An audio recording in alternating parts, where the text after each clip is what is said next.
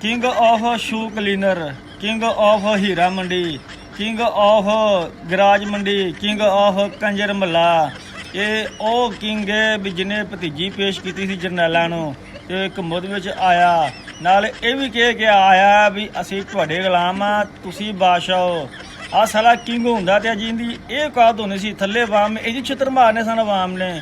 King ਜਿਹੜੇ ਹੁੰਦੇ ਨੇ ਉਹ ਦਿਲਾਂ ਵਿੱਚ ਵਸਦੇ ਨੇ। ਇਹ ਖੋਤਾ ਕਿੰਗ ਹੈ ਜਿੰਦੀ ਕੁੱਤਿਆਂ ਨਾਲ ਬੱਤਰ ਔਕਾਤ ਇਹਦੀ ਔਕਾਤ ਇਹ ਆ ਵੀ ਇਹ ਚੌਕੀਦਾਰ ਦੇ ਡਰ ਤੋਂ ਆਪਦੇ ਮੁਲਕ ਦੇ ਫੈਸਲੇ ਨਹੀਂ ਕਰਦਾ। ਇਹ ਸਾਲਾ ਕਿੰਗ ਬਣਿਆ ਹੋਇਆ ਹੈ। ਇਹਨੇ ਜਿੱਥੇ ਵੀ ਜਾਣਾ ਹੁੰਦਾ ਚੌਕੀਦਾਰ ਨੂੰ ਨਾਲ ਰੱਖਦਾ ਹੈ। ਇਹ ਸਾਲਾ ਕਿੰਗ ਬਣਿਆ ਹੋਇਆ ਹੈ। ਇਹ ਖੁਦ ਬਕਵਾਸ ਕਰਦਾ ਹੈ ਵੀ ਅਸੀਂ ਚੌਕੀਦਾਰ ਦੇ ਤਾਬ ਨਾਲ ਕਰਾਚੀ ਦੇ ਵਿੱਚ ਸੜਕਾਂ ਬਣਾਵਾਂਗੇ, ਯਾਨੀ ਕਿ ਆਵਾਮ ਦਾ ਪੈਸਾ ਲੁੱਟ ਕੇ ਉਹਦੇ ਵਿੱਚੋਂ ਸਿਰਫ ਐਵੇਂ 5% ਲਾਤਾ ਤੇ ਬਾਦਸ਼ਾਹ ਬਣ ਗਏ। ਉਹ ਸਾਲਿਓ ਤੁਸੀਂ ਉਹ ਬਾਦਸ਼ਾਹ ਹੋ ਜਿਹੜੇ ਜੰਗਲ ਦਾ ਥੱਲੇ ਹੁੰਦਾ ਨਹੀਂ ਬਾਦਸ਼ਾਹ ਵਾਲਾ, ਜਿਹੜੇ ਉਹਦੇ ਉੱਤੇ ਵਾਲ ਹੁੰਦੇ ਨੇ, ਤੁਸੀਂ ਉਹ ਕਿੰਗ ਹੋ।